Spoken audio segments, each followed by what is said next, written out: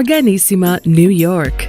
Your exotic skin, hair, and beauty source, and your one-stop shop for all your natural and organic skin and hair care, featuring authentic organic Moroccan oil and prickly pear seed oil and much more. Bringing you only the best, straight from the source and proudly produced in the USA. So what are you waiting for? Shop today. Organissima, New York. Your beauty is our duty.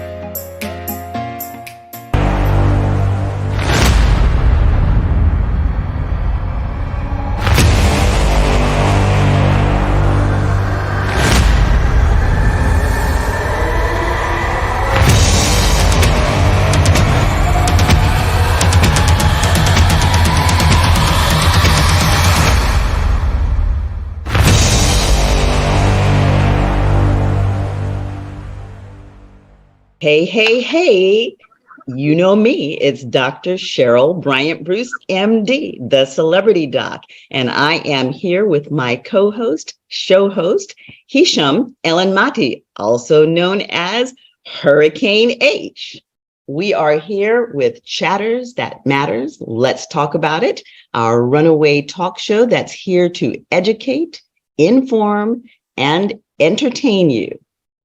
We have an entire panel of fun and exciting guests. This is kind of a special show today because we are celebrating the 50th anniversary of hip hop. So we have an entire host of hip hop and rap artists with us joining us for this show. And we also have a dentist, oral surgeon, Loretta, and she is going to be talking to us about our smiles, our pearly whites. Before we get started with all of that, though, I'd like to remind you all that this show is for you. And in order for us to keep bringing these episodes to you, we want you to join in with us, share in the experience. So be sure to like us, be sure to share it, tell your friends all about it. And by all means, we want you to comment. Let us know what it is that we're bringing that you like. And if you absolutely hate us, let it know that too. And we'll try and fix it to give you more of what you want. So hit those like buttons, hit those share buttons. And again, by all means, comment.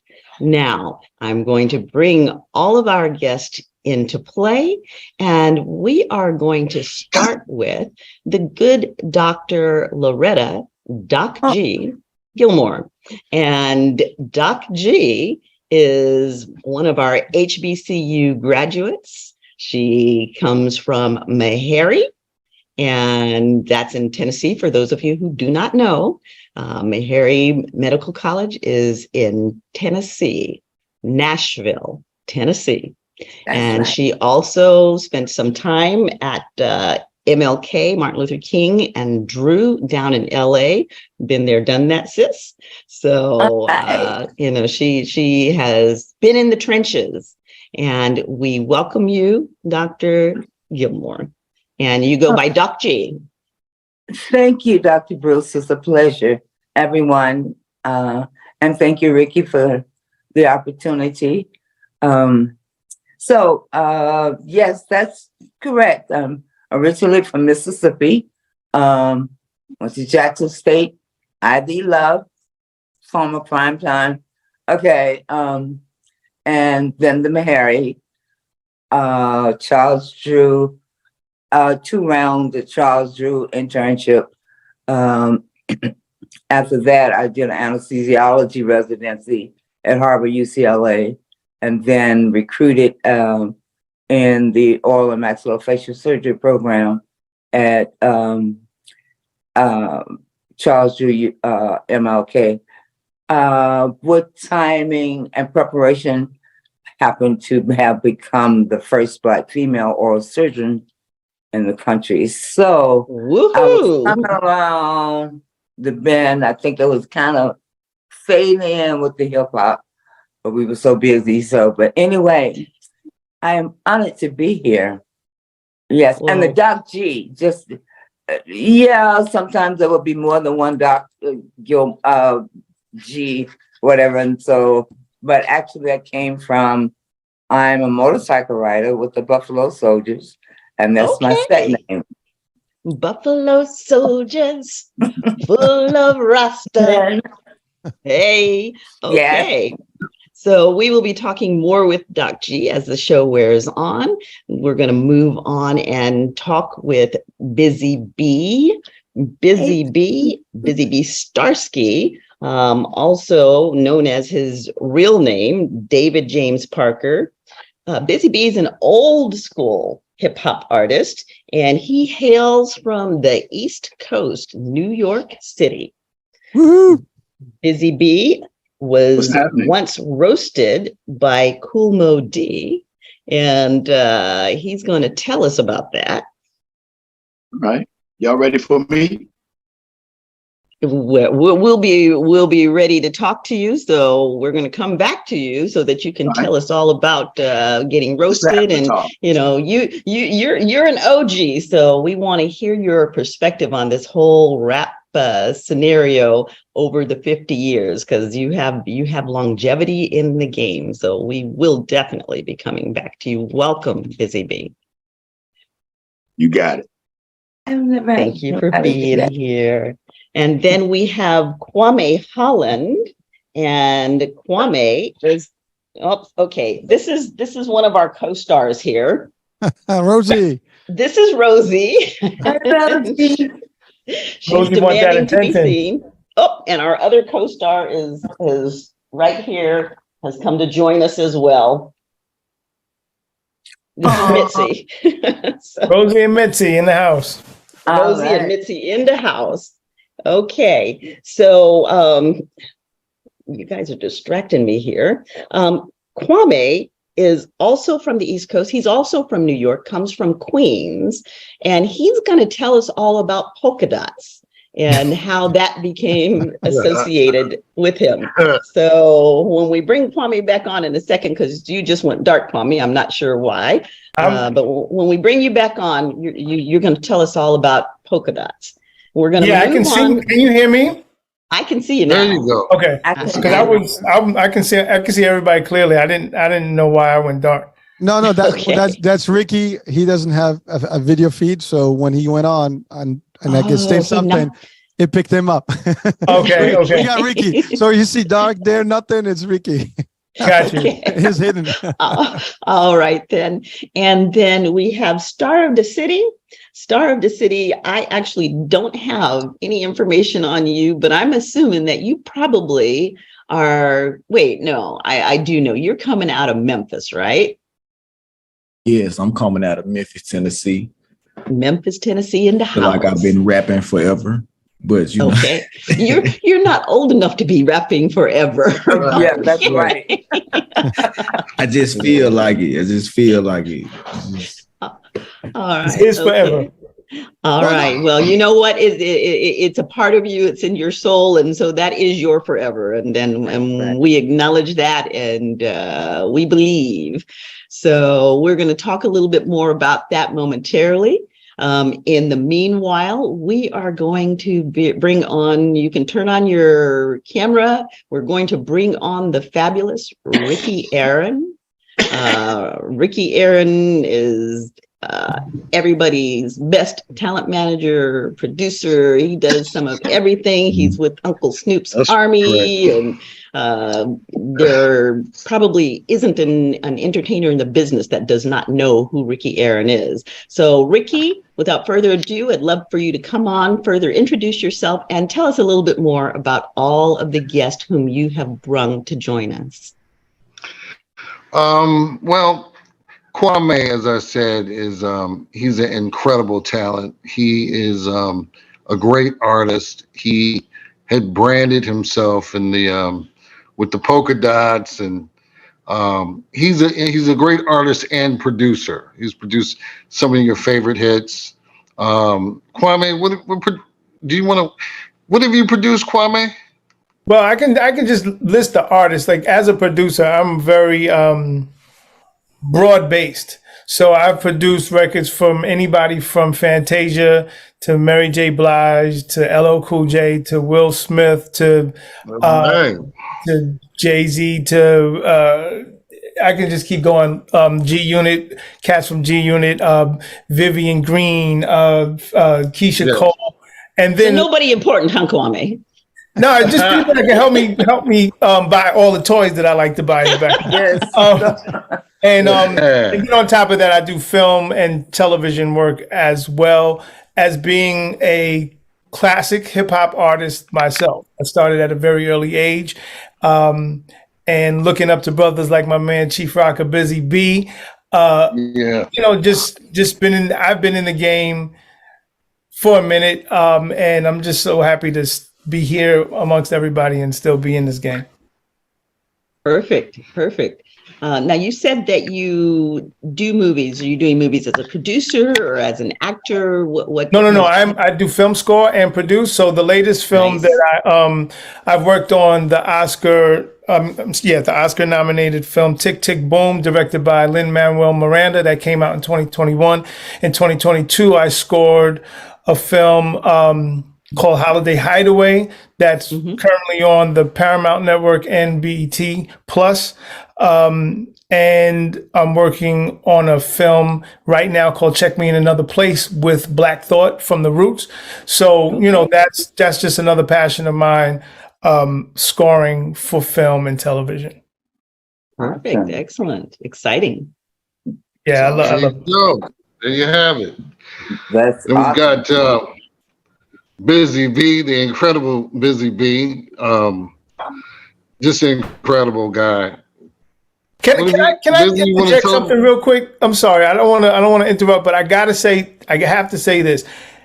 As a rapper, as a hip hop person, I think that we should all really, really acknowledge what Busy B has brought to the game, and I hope it's not all the way leaning on the Kumo D battle, because I don't think it's fair to say he was quote unquote roasted. That is a very iconic, like in the history of hip hop, that battle, or just, I don't even know if you call it a battle technically. I'm gonna tell you what it is. Yeah, so but that is a moment in hip hop history that started so many other moments. And Busy B is one of the first rappers we got to see on film. You know what I'm saying? One of the first rappers we got to hear before records were going around. So I just, as a rapper that's from that, offshoot from that era, I just have to give my personal props to Busy B, because he means so much to people of my generation. And so I just wanted to jump in with that. Sorry for jumping in. Well, thank you. Definitely love and giving love where love is due. That's right. Well, for me, if when we started this culture in the late 70s, I came in the game in 77. But at the same time, when I was doing what I was doing, I saw Melly Mel and his brother Kid Creole along with Grandmaster Flash. But they was two guys. I didn't ever have a brother, so I liked it what they was doing, and I took it upon myself to try to do it by myself. And that's how it worked out. But in all, at the end of the day, myself, for doing what I was doing, this culture started. We would call it like the Negro League. You know how the baseball had the Negro League? That would be me, Flash, Bam, Herc. That'll be us. I'm Satchel Paige. I'm still good. I'm the pitcher. I'm the shit. I'm that fly shit. So when the majors came and took some of the Negroes from the Negro League into the majors, again, I would be Satchel Paige, a little, not too old, but old. And then they pick Jackie Robinson, which would be Run DMC and them. You know what I mean? Right. Put into the game. And then with the corporations getting into it, seeing that they can help us make money and make them money, it just started flowing like that. But at the end of the day, it feed families in our culture, keeping people out of trouble in our culture. And that's what it's all about. When you hear the word hip hop, understand our culture is peace, love, unity, and having fun. That is it. All that other stuff, that they threw in the mix, it's like a salad.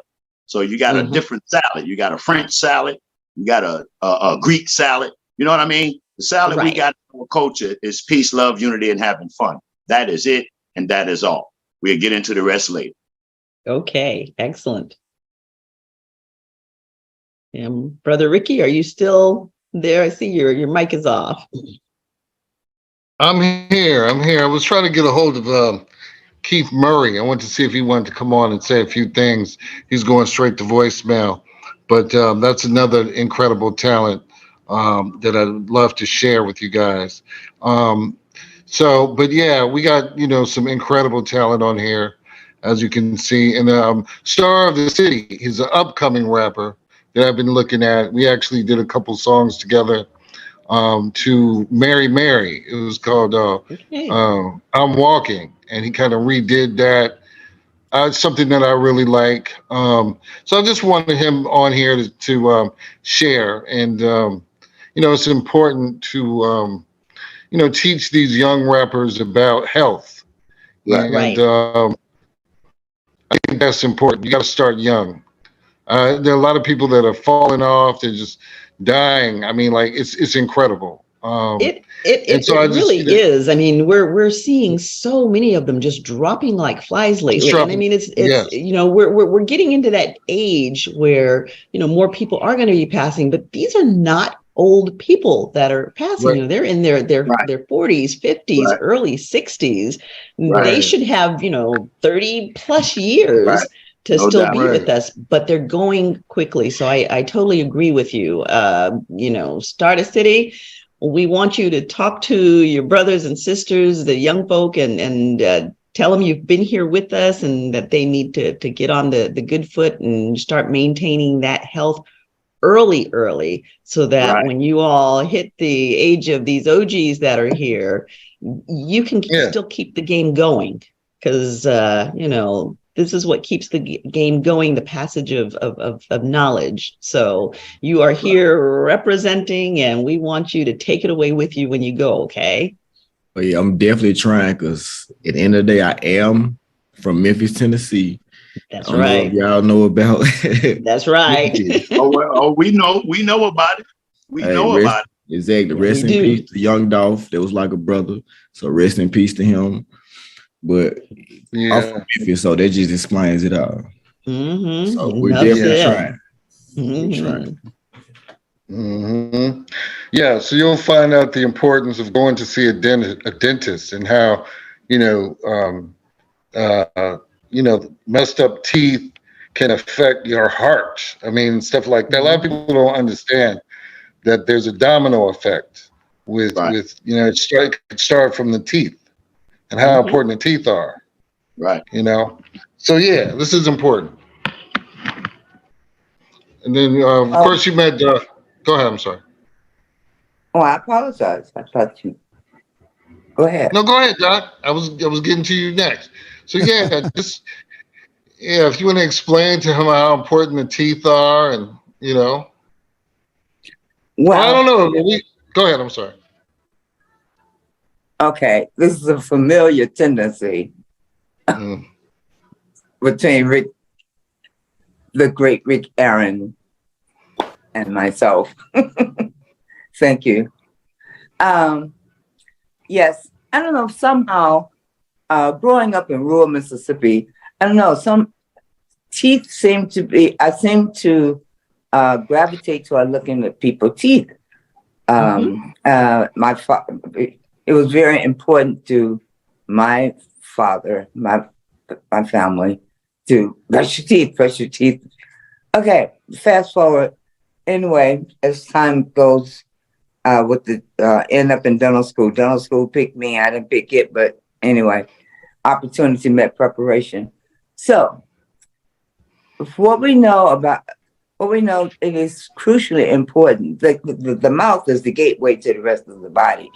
So, the dental health is crucially important because we know that as clear evidence, unrefutable evidence of correlation between gingivitis and periodontal disease to cardiovascular disease.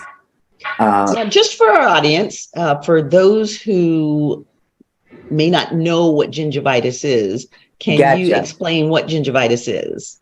Thank you. Gingivitis is inflammation. When the last words, itis, inflammation around the gums of the teeth. And that is the early warning signs of left untreated, then becomes, it's the barrier, the gums, which is the gingiva, is the gums that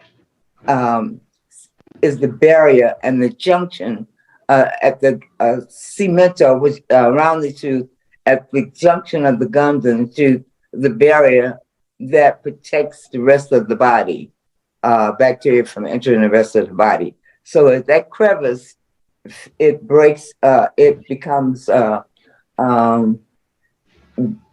it's broken by periodontal disease, which means gingivitis treated can maintain that barrier and keep it unchecked. What's gingivitis? Bleeding of the gums.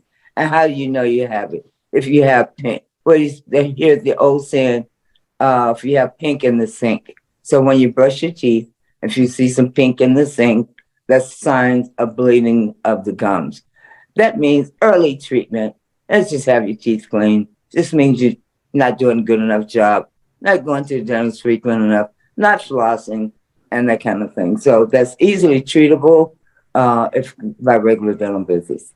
And it's kind of interesting if you were bleeding regularly anyplace else, because I mean, a lot of people, every time they brush their teeth, they bleed. If you were bleeding regularly anyplace else, you would not think that's okay. So I don't understand why people think it's okay that every time they brush their teeth, they're spitting blood into the sink. That if you got blood coming out of your body, that's a signal that something's going on. Right. That is absolutely fantastic. And it's amazing that the level when it's the level that you see is just astonishing. And then you ask yourself graciously in this story, you just want to say, does this person have a significant other? I mean, how does this happen? But nonetheless, that part. So that part. Like, how does that work? But at any rate. And what she's referring to there is if you have gingivitis, the odor is horrible. I mean, it is bad breath to the max. And like the funny thing is, people will. They stepped all in it and did some shit like that. And then the plaque. Don't be afraid to say that their breath smell like shit. You just like and smell up. That's what it smells like. Let's be straight up and down. All right. Breath smell like garbage. Well, that is easily treatable by a regular dental visit, and your dental hygienist becomes your best person to do that. They are very, very skilled. In fact, they're more skilled than most dentists because that's their area of expertise, and they and their job is to point out dental factors and bring it bring it to the attention of the diagnosing doctor. Okay, they can't diagnose, but they can recognize problems. And then so you might not see the dentist that visit, but having clean teeth when you do see the dentist, which is hopefully the same day or very soon thereafter, and teach you good oral hygiene, because it helps the dentist to have a good environment, a clean environment as much as possible on making the diagnosis.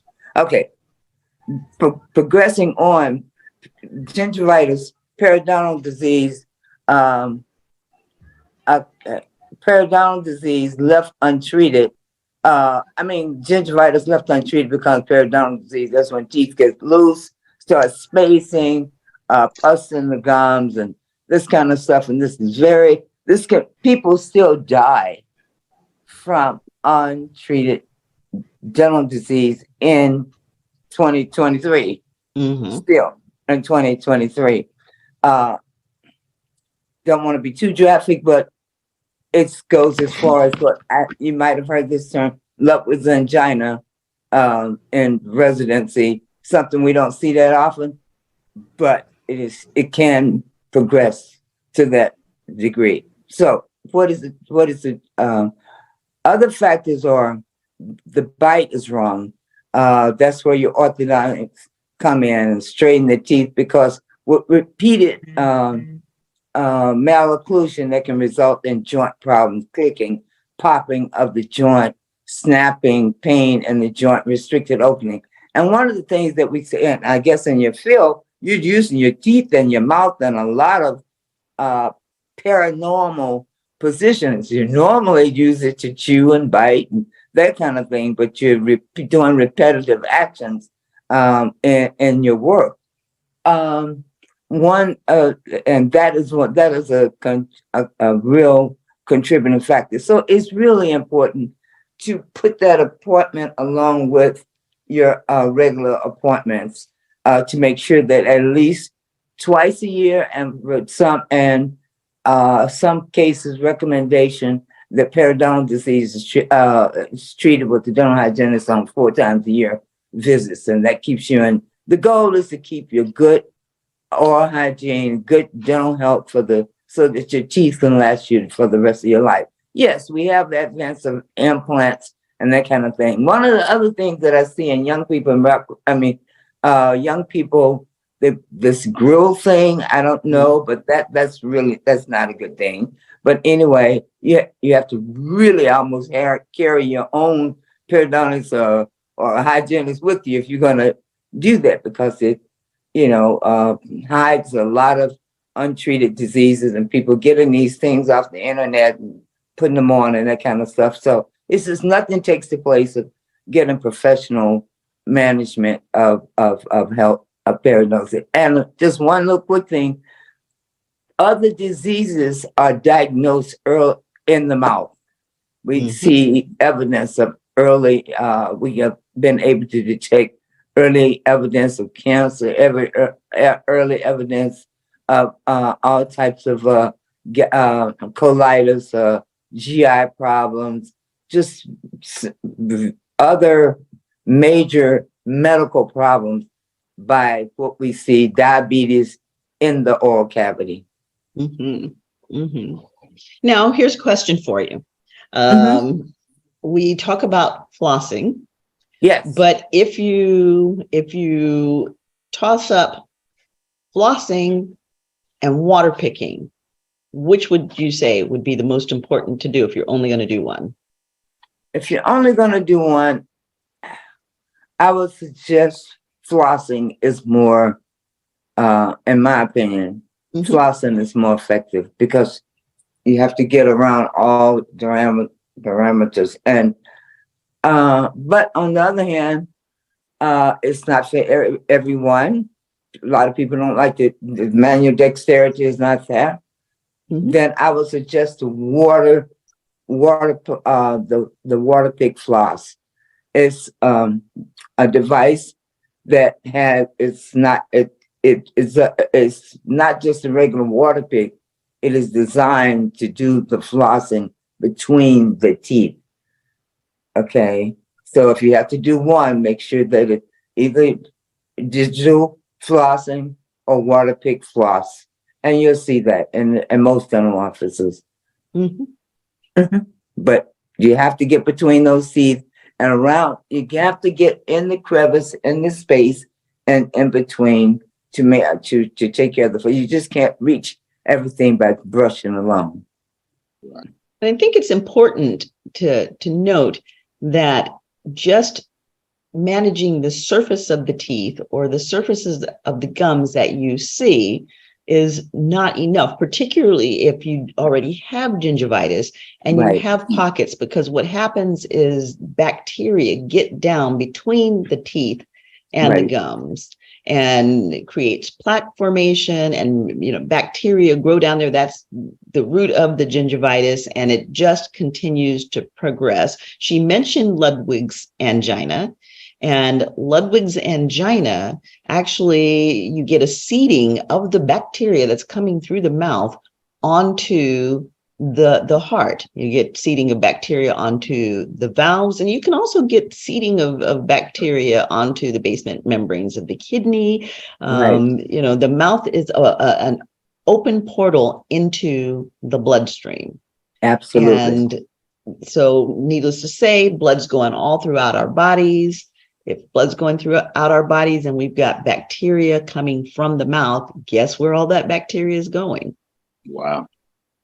So, that dental care is essential for good health. And for people who are not taking care of their teeth, the research has shown that they don't tend to have as much longevity. Exactly. That's a very good point. And just maintaining that barrier between the gums and the teeth, making that barrier between nice and tight so that bacteria does not lodge in there is crucially important. And good oral hygiene, regular visits is the key to doing that. And like you said, regular visits help us to diagnose and recognize other things that could be going on that we're not aware of, that we can bring to the attention to the physician, because a lot of times people are not going to either. And they happen to end up with us because of an emergency, but they're not even in the medical system on a regular basis. Right. Absolutely.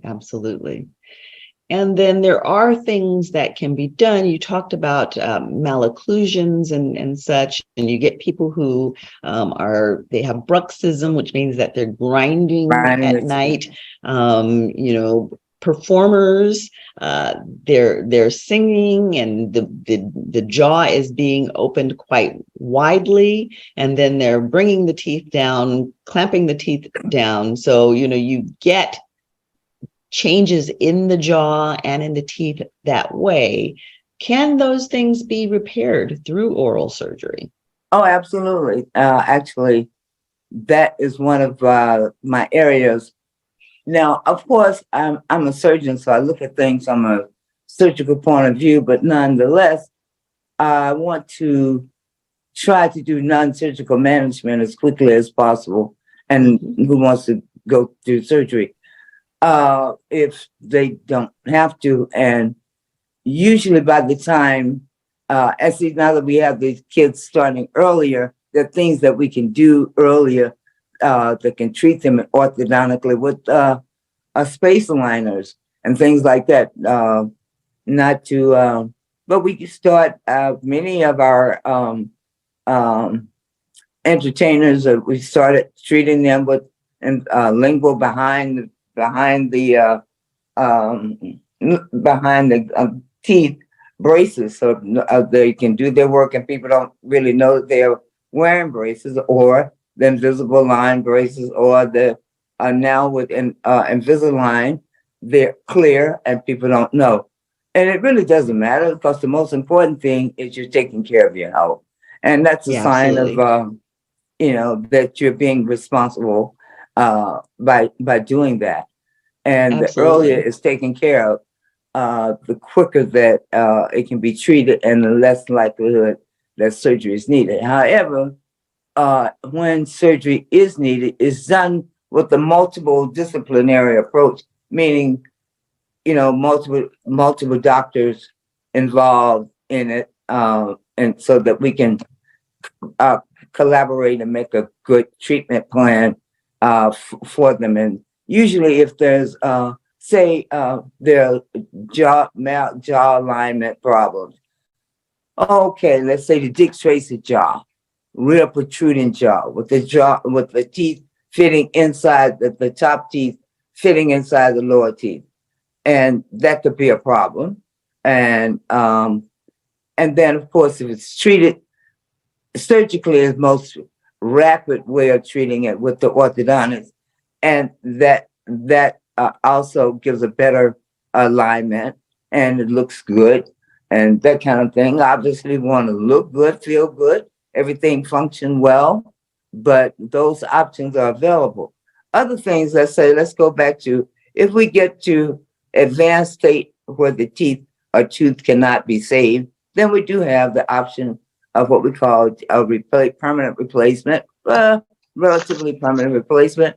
And it can be permanent because you can lose your teeth, your implant, for the same reason you lost your teeth, if you're not maintaining good oral health. But when you're buying teeth at the cost of a minimum of $3,000, $5,000 or whatever a tooth, then I think you're more inclined to take care of those than the one nature gave us. But obviously, there's none of us as good as well aligned dental arches, but there are some abnormalities that do occur as a result of the way of our genetics or whatever that we need to treat. So my last question, and we're going to go ahead and move on. You mentioned the grills. Now, ideally, the grills aren't great for the teeth, and doing away with them would be a good thing. But because it is part of a culture, and it may be a while before that's removed from the culture, is there anything that the artists who are using grills can do to protect their teeth and to wear them more responsibly? Just go to the dentist.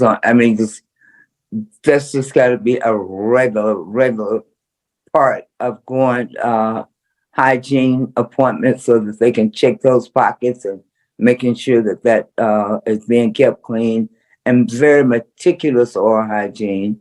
Even more so is the best thing that I can suggest. And if they have them what is removable, that is I certainly hope that the idea of permanent placement of these things on the teeth is just not a good idea. If you just must have them, then they can be fabricated or they can be removable. Put them in, do your show, whatever, take them out, clean your teeth and that kind of thing. That's much better option, if at all possible. It's just not a good idea to join and lock all of this stuff together permanently, if it's all possible, because it's very difficult to keep it clean. Okay, well, thank you so much for that input. And, hopefully people will really pay attention to that if they are using the grills. Because again, we have our entertainers dying at unreasonably young ages. And the grills, they've been around for a while now, and those artists that started using the grills are now going to be coming of age where it can be problematic if they have not cared for them in the past. The bacteria and the damage that has been done can start to become problematic, and these are possibly some of the contributors to the early demise of some people. So, these are things, we know better. When you know better, you do better. So, now we put it out there, and, hopefully a lot of our rappers and other folks who are using the grills will see the show and will take that to heed. And we've got young stars on the show. We've got older stars on the show, and couple of generations span here. You can each take it out to your generation and share it. Sharing is caring. Exactly. So thank you so much, Dr. G, for being with us and for imparting that knowledge. We hope that you'll stay for the rest of the show. And, if you have something to toss out there, be sure to throw it in. I am just honored. I'm thinking about the 50th anniversary. Where did the years go? And I'm thinking, you said 1970. What is this? 73? 73? Yeah, I'm like, what was I doing? Oh, I was in dental school. So I wasn't too busy studying. Wasn't paying attention.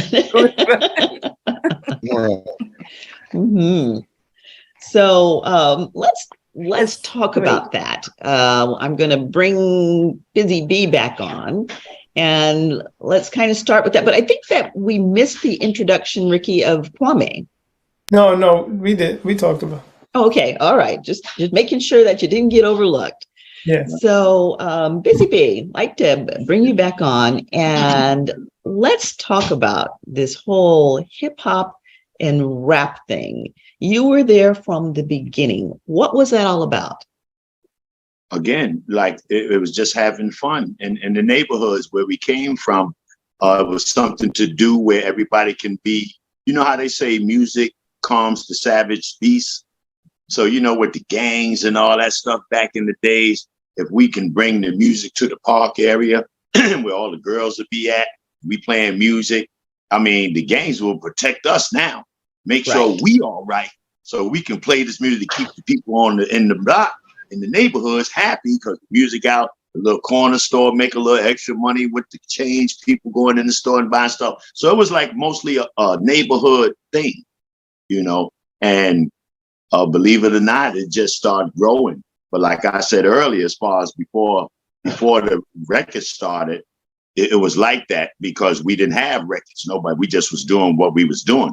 A lot of the songs that the DJs was playing was a lot of disco records that they was taking the beats from the disco records. Right. And that's where break beats came from, you know? So, you know, it was a fun thing to do because like they said, we didn't invent anything, but we reinvented everything. You know what I mean? In our culture. And at the end of the day, you know, I would like to just let everybody know that our culture is about peace. Because when you say hip hop in certain areas and stuff, people get scared and get nervous. You know what I mean?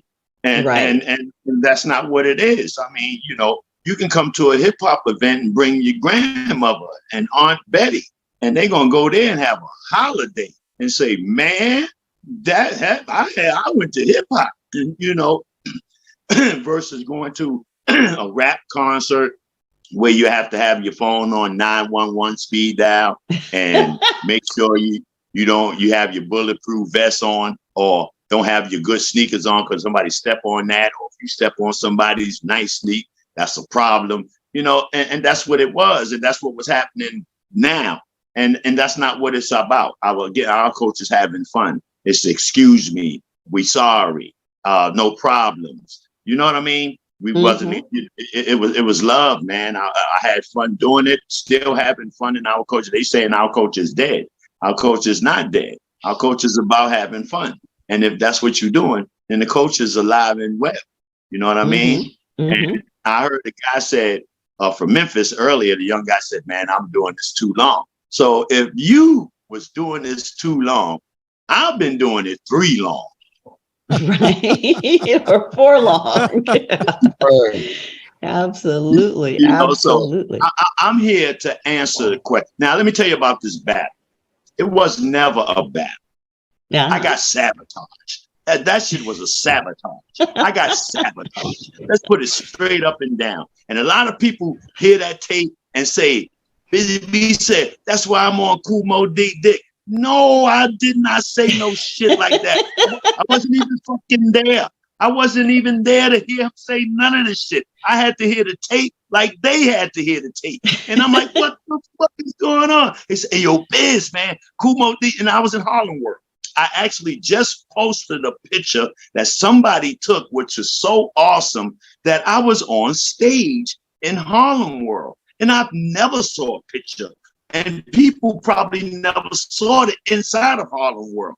And today, so I just posted, because I took it off of Facebook, some guy named Jeff O'Keefe. I want to see him back because he might have some other pictures. But it was awesome to know that I was on a stage, that they can see that. But for the sabotage, I was not there. It was MC convention. Me and AJ always was doing these things and having fun doing them, bringing in all the no-name rappers to come in and try to give them their little shine and they date. You know what I mean? And have fun. We have the groups, that category. We have the single rappers category. We have the female single rappers, and everybody go in and do their thing. We let the judge, we didn't have like judges. We have the crowd tell everybody who they liked it best, and we did it like that. I just happened to be nice. I'm good. Yeah, Kumo D, and he was part of a treacherous three, a group. He got jealous. I made him jealous because I was looking good. I always was smelling good. I always had money in my pocket. I can go and eat shrimp fried rice while they had to go to White Castles. You know what I mean? I used to make them mad. You know what I'm saying? So, and I used to always have fun. When they came to Busy B and see Busy B on the microphone, everybody started smiling. See how you smiling and shit? That's what everybody do. They say, oh, you're ready to go down now. And then everybody had a good time. And then, I mean, he got mad at that. So I did my 1-2, did what I had to do, and I left. I went downstairs, went to enjoy myself with my friends. Everybody happy. We had a good time. I did my thing. I'm gone, right? All of a sudden, everybody come running and looking for me and telling me, I'm like, what the fuck happened? They say, hey, Busy B. Oh, man, Kumo D just got on the stage and he just was snap. You know, we call it snapping in New York City back then. No, right. You say, yo, he was snapping on you. He just was snapping on you crazy. Oh, you got to hear it. So I go back inside to the club. I get back inside and go upstairs to the club and it's over. So I'm like, what the fuck? And everybody see me come back. Yo, everybody trying to tell me what happened. So I'm like, but Lee was the DJ of the club. He was the house DJ. And in the booth, he had all the equipment where he always recorded everything. He told that's just how I found out. He said, Busy, come tomorrow. I'll let you hear the tape. I have it all on tape. You gotta hear this. So wow. So you didn't even hear it the first night. You heard it the next day. Right. I didn't. Wow. Now let me say this to the friends and the guys. I'm no punk bitch.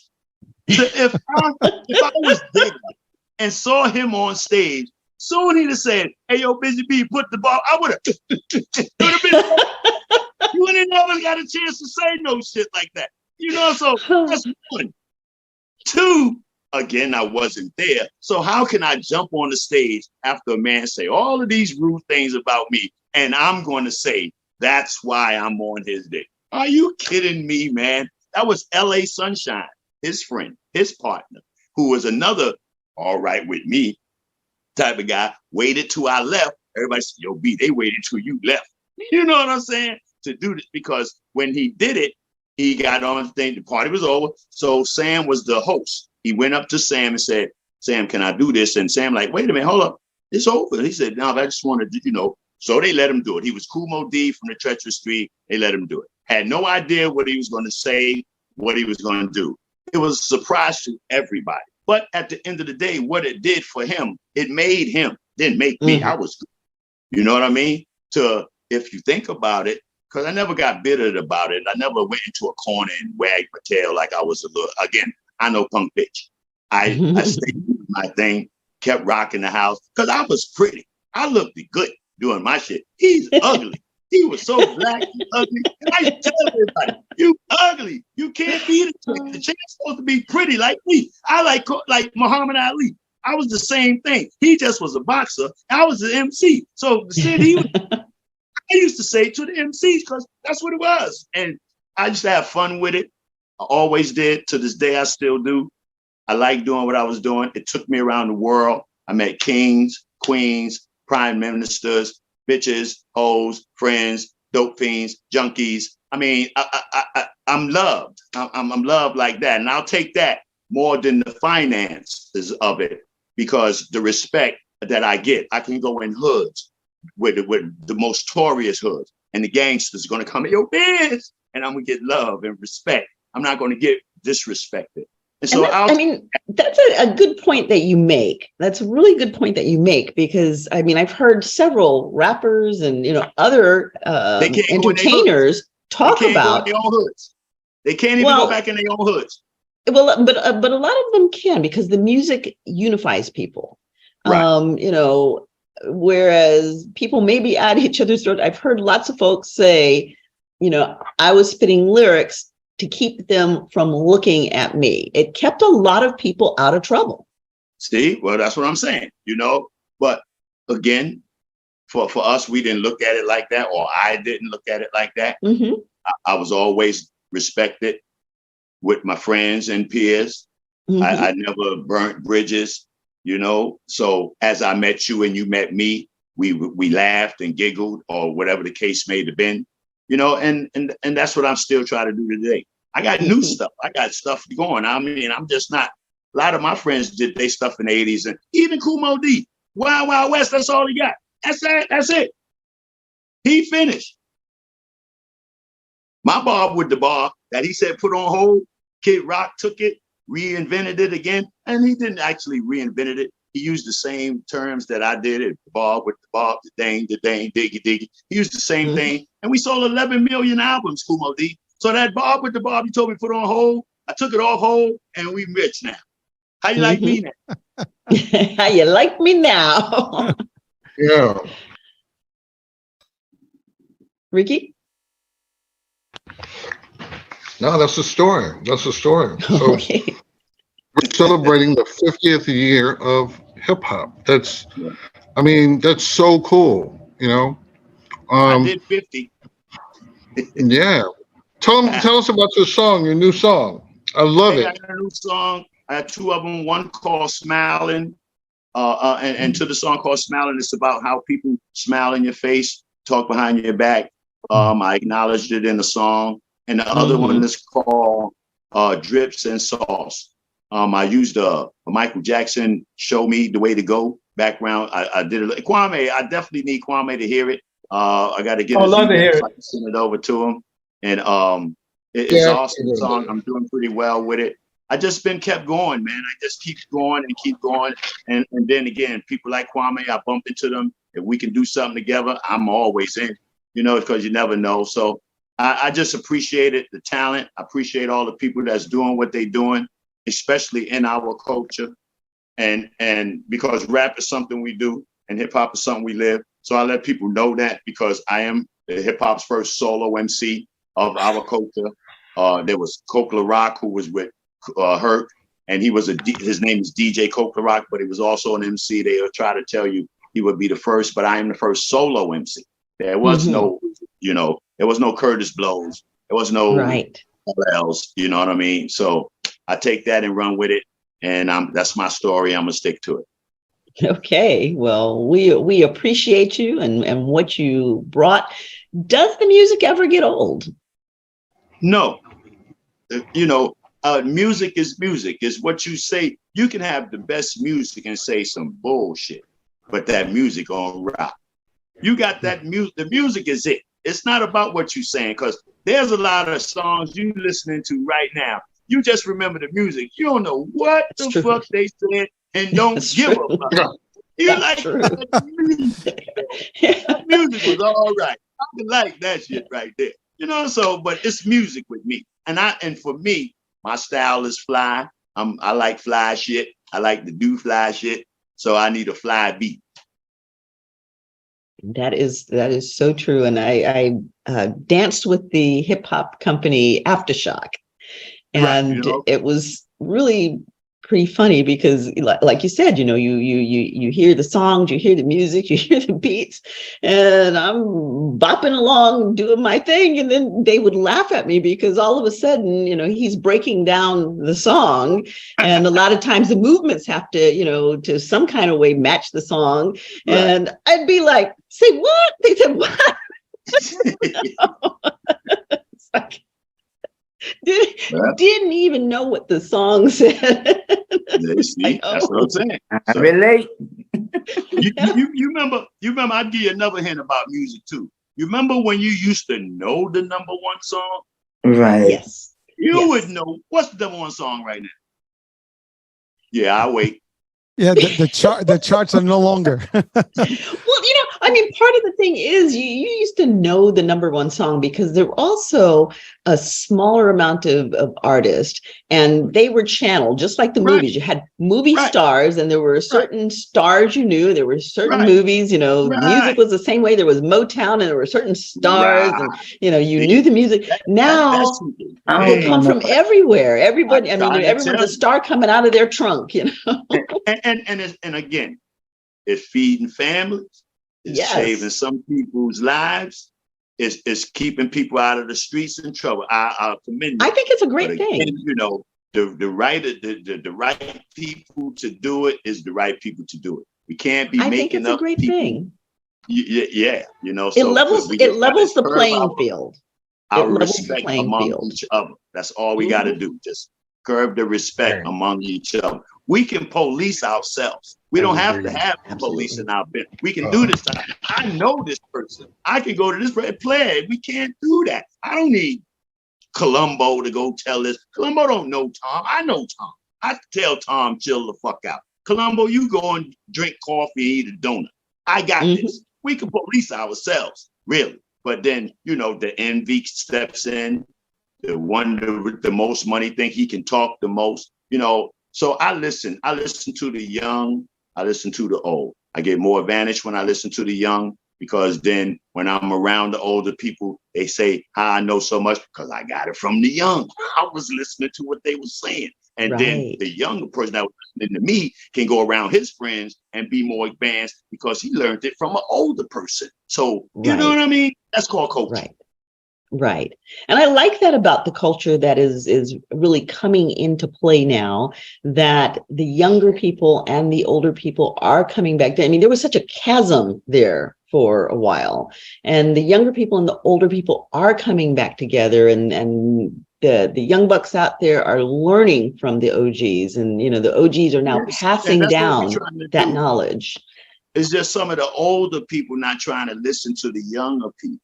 Right. The younger people listening to us, but it's the older people that don't want to tell them too much because they already think they too smart, and they not. If you tell them what you know, they'll look at you like, really? And change their pattern because they didn't know. And so you telling them, you know, again, I try to do what I can do. I'm just a God in my own spirit. I roll with the spirit. I try to do what I can do when I can. You know what I mean? Right. So let's talk to a young brother here, Starofdacity. What's it like for you? I mean, this is a different generation, and it's coming with a different slant to the music. And as I said, for a while, there was such a chasm between the older and the younger, and the younger folks were doing their things, and older folks were disrespecting. I can't stand what they're doing, and the younger folks are like, those old goats. And we've got our own thing, we've got our own message, our own word. What is the message? What are you all trying to put out there? What are you trying to say? And why do you think that we reach this point where the young folks are looking to the older group to work with them? And do you feel like you're being appreciated at this point in time? And your mic is off, so turn your mic on. There you go. It's like raising a child. Y'all say the same thing. Basically, when you get older, you're gonna understand what I'm talking about. Basically, we don't understand from the beginning. Let's say I got my own rap style, and this is how I want to do it. Right. And you have, an older legend, like Busy B or whatnot. He might come tell me, if you do it this way, you know what I'm saying, it'd be way better teaching. But you're gonna be like, I don't want to hear that. Because the way I'm doing it, I feel like it's, I got young fans coming and blah, blah, blah. So you kind of like, this working for me, even though that's a person that's already been through it. Right. But see, for me, and that's where I say, that's where the part I listen, because there is a new generation and you are part of that.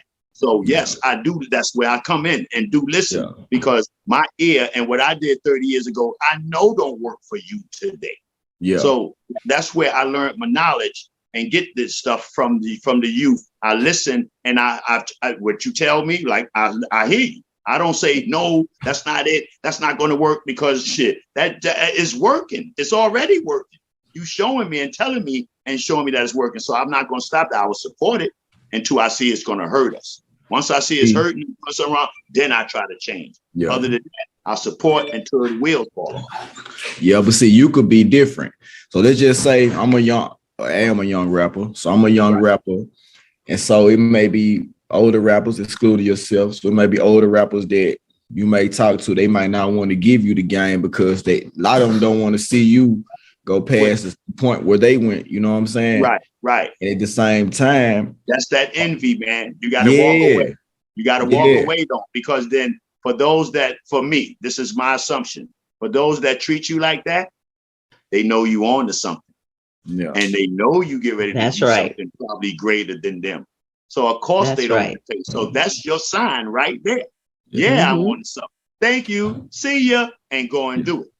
And it's not even just the older rappers. But it could be a rapper that just it could be a rapper that just already, solidified in the game. So you might come into contact with them and they see your talent or whatnot, and they could say, I'm gonna help you do this, They just disappear. You know what I'm saying? So it's kind of like you don't want to see. That's the same sign. Why can't we get up here? Something that you're gonna do that they're not going to be a part of once you do it, because you ask for help. And I give everybody this knowledge as well too. It's a saying, and it comes before even me. Good help is hard to find. That's not a myth. That is real. If you can everybody likes to ask for money, new girls, a new house, new car. I need a new pair. I need some new teeth. I need, and 95% of that shit you ask for, you get. But ain't nobody saying I need help.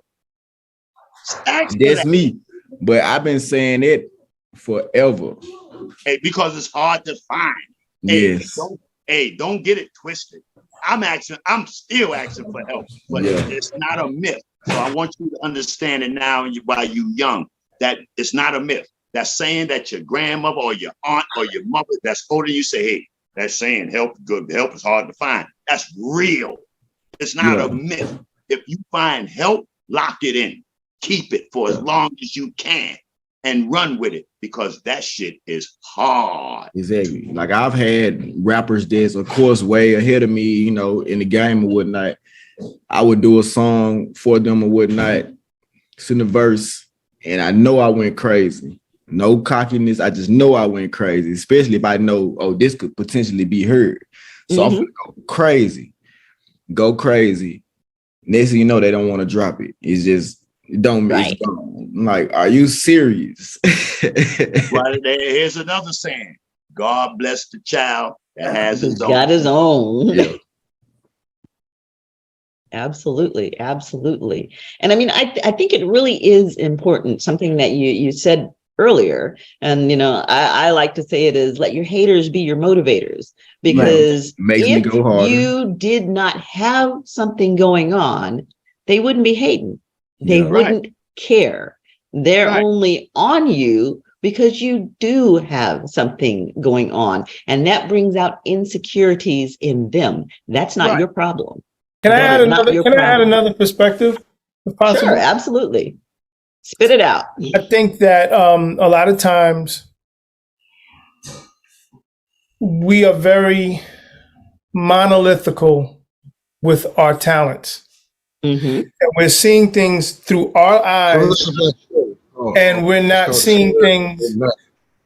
So it's the host, Dr. Cheryl. I'm sorry? That was Ricky on the other line. Oh no! So I'm sorry.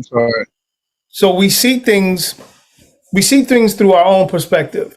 We see the hard work that we're putting out. We see what our talent is. We see everything through our own eyes. But sometimes we fail to see. Most times we fail to see that, or fail to realize that other people may not see us the way we see ourselves.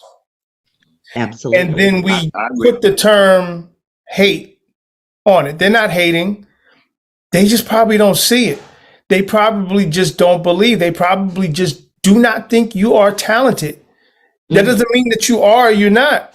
But, it's, and then at the same time, rap is a contact sport. Rap is a competitive sport. But Kwame, when you just said the magic word to me, you just said it now, and I'm gonna break it down. You just said it. All of us now, between myself, I would say I would use Big Daddy Kane, the first and second generation of our coaches, the EPMDs and stuff. Mm-hmm. We did manually work where we didn't want to feature Big Daddy Kane and Biz. We didn't want it. We wanted to do it ourselves. We went gold and platinum by ourselves. We have no features.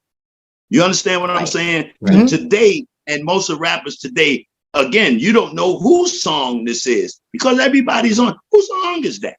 You know what I mean? It got 30 features on it. You know what I mean? So what we did and what we celebrating as an anniversary is the hard work we put in to show that what we did was magnificent within ourselves. We didn't try to prove nothing to nobody. We did it. Yeah, no, but the point I'm trying to make is sometimes, we have to make sure that we gotta stick on our path. And I'm talking basically what Starofdacity is saying. It's just got to be the work you put in. You know what I'm saying? You may do this work with this person and do this with that person, and that one may not recognize you, and this one may not recognize you. But from my personal experience, and I can only speak from my experiences, the key to longevity is just the not stopping and moving on to the next situation. Just, okay, I'm that. Push that to the side. Push that to the side. Let's go.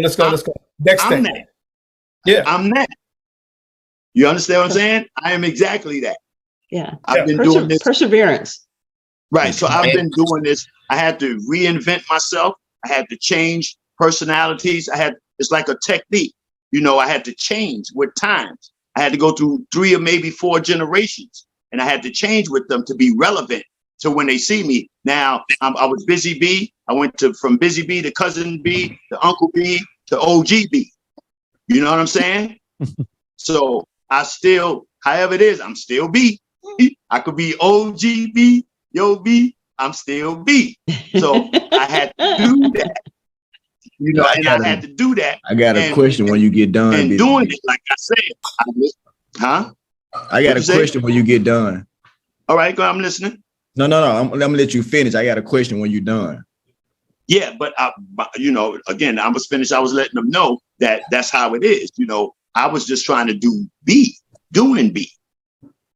And I think that, doesn't it have to be that way for anybody that's successful in any business? Now, you said that, you've got the group of people on the album and you're not sure who is who, and different people are being featured, but they're still all working towards their own success.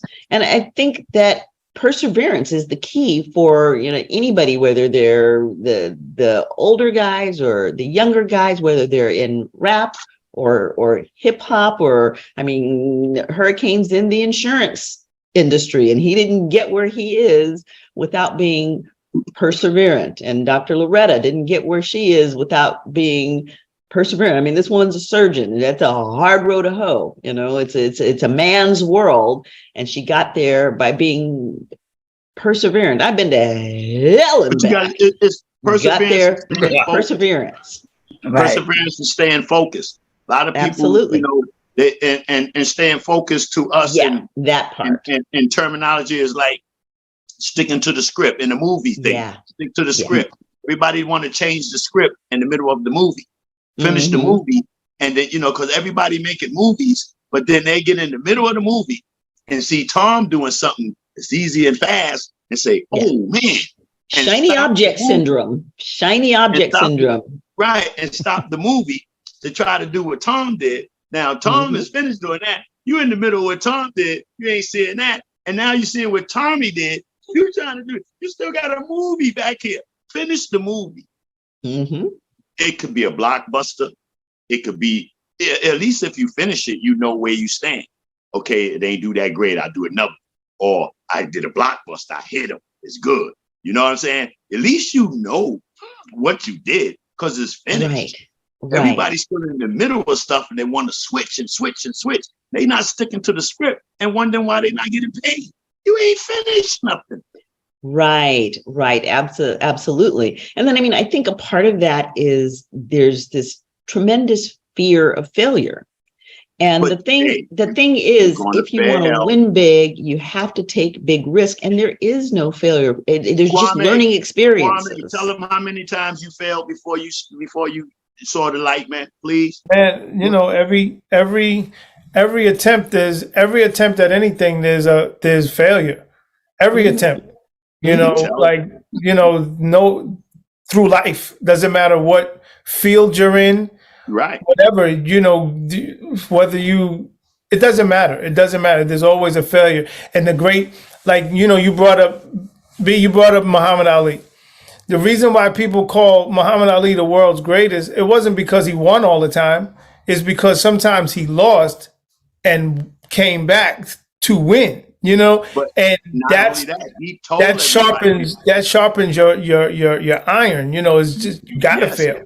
Failure sharpens the day too. Now that was my dude. He told everybody he was the greatest. He, like you said, he believed it. The key was he believed it. Exactly. He believed that he was the greatest. He believed it. I'm the greatest, and they had to say, "You the greatest." and then also it just shows you the difference between a success and a failure. The failure, and I don't want to call anybody a failure, but when you do a failing move, sometimes it's the difference between the person who falls and stays down and the one who falls and gets back up. Yes, it isn't how hard you fall; it's how you get back up. Some people can get right back up. Some people it takes a month to get up. Well, but it's the fact that you got to get up. Well, Kumo didn't get back up. That's it. In between that. I'm straightening out all bumps. I'm knocking out all bumps. If I knock you out, you don't get back up. So guys, I want to add one thing here. You know, I am listening to you guys, and I admire the work and I admire the history. But you know, you're touching on something. I actually do a lot of shows about the achievement part and the believe in and the success. And you touch on the failure and the success. And I think Starofdacity, you stated about, you know, other people don't want to do the right thing by you, whatever the idea is, like the money they don't believe, or there's always someone that's kind of hating a kind of concept that's not seeing your value. And same thing, you know, Busy Bee, you said the same thing about it was you did you. It was about me, you know, and Kwame, you talked about it depends on the angle. Some people see you one way, some people see it the other way. But it starts to the point that we all making here is that if you believe in you, me, myself, and I, no matter what happens, you know, it doesn't matter. You know, people are going to be a block. There's going to be, you know, fallbacks. There's going to be obstacles. There's going to be, you know, traps, whatever the case may be, haters, name them anything. But those are all distractions. Nothing should stop you. And I know, Starofdacity, you got to make it big. I know, Busy Bee, it's not going to end. You know, this is just, you know, it's going to continue. Kwame, you know you're doing your thing, and it's going to continue working that way. And that's really everyone on this show right now. We all are doing something that's unique for ourselves, and we're building. And you know what? How many people, Dr. Cheryl mentioned me in the insurance world. That was 30 years of struggle and a lot of stuff and different angles and talking about people that like you, but they don't like you, whatever. But now I went to the media. I went to the media portion of it. And you know what? There's a lot of podcasts, a lot of shows, and a lot of stuff. If I thought about it that way, I would have not started, you know, but it doesn't matter. I don't care about what people think. What I do care about is that to bring value. And I want to continue doing this. And that's exactly what we're doing. It's about you seeing you for who you are and going after whatever that dream and goal, and no one will stop you. And yes, you're going to have these unfortunate events or things that will kind of like make you feel like, oh my God, or you're going to feel like, well, why these people hate, they don't want to help. You know what? You help yourself. As you said, we help ourselves, but there are people out there. The question is, you don't eliminate everybody else by default because you had bad, you know, experiences with one or two individuals. There is going to be, I mean, we have Rick here, you know, Ricky, he's helping, he's doing the work. We have people that are out there doing the help with you and always willing to do so. Not everybody is, but that's okay. You know, we don't care about those that don't want to help, but there's always someone that's going to be there. Now, you might not have encountered that person yet, but you will. Right. As long as you're out there, you don't stop, nothing's going to stop you. And I stop with that one. The old saying is no no woman is an island. It's an island. We don't do anything on this planet without the aid of someone else. Whether we think that we're doing it ourselves, we can say we're doing everything by ourselves, but unless you are, say for example, in the record industry, unless you got a lab in your back room and you're pressing up your own records and you got your own distribution company and you're driving across the world and handing out songs and you're in the audience and on stage at the same time and doing the lights and the sounds, you're not doing anything by yourself in the long run. And Right. and Right. to address the And I term think that hater, you can do things by yourself, but if you do it all by yourself, you're shortchanging yourself because you can only nobody get so far is by an yourself. expert at There's a limit every to this. single thing Exactly. in the world. So you are Well, I told limiting y'all. yourself if you have to be the boss of everything. There's You No, a gotta limit. get that do it. H-E-L-P. There's a That's limit right. to that. I'm gonna tell y'all this. Me as a young rapper, I do recording myself, putting out stuff myself. I might get the occasional help of somebody who may want to do a cover. I have my own video man, of course. So it's kind of like, and it goes back to what Kwame was saying, what he just said. What I was going to say, but he just said it. Nobody does anything. You never get there by yourself. You will not get there by yourself. Right, Period. because I was going to say the same thing as far as what you just said. I've been You said trying. you do everything by yourself, and that's fine and dandy. But in the music business, you definitely need 2 or 3 other ears. You need the ears. Your ear Yes. is not the same as the people's ears. Your Yeah. ears might just be for you, and the people Yeah. who say fuck that. Yeah. I learned that. I did. I actually learned something when I found out that I actually didn't know. But when I found out that's what it was awesome because then that made it better for me. It make If I it knew easy. Right. what they liked and I could add to that to make it better, Right. that Yes. was it. You put That your was- own swag to it. Yeah. Right. That's right. You know, so But you also, know, you have to have a producer. That's where a good producer come in and bring out your talent. You don't know your talent from what you know.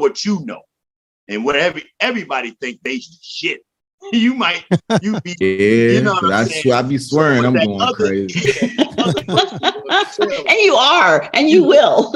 you know, that other person to tell you, Claire, you calm down. This yeah, ain't no, it. yeah, you got to have checks and balances with all things.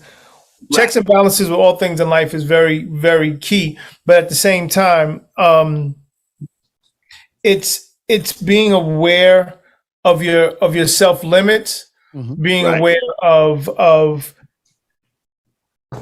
your self esteem. Self esteem is everything. You know that can stop somebody, that can launch somebody. There are people, you know, that I'm pretty sure everybody has their own opinions of different artists or different just people in If a you can't take professional opinion. criticism, if you can't take the Yes. criticism, then you And then already some do. people love may it. not. If you may can't not take the think that they're criticism, you're in good. the wrong business. No, I you're love it. in you the might not wrong think business. that person is good at all, but that person believed in themselves I love so it. much that they're a success. And they may not be the best, this, that, or the third, but their belief system is the Right. best.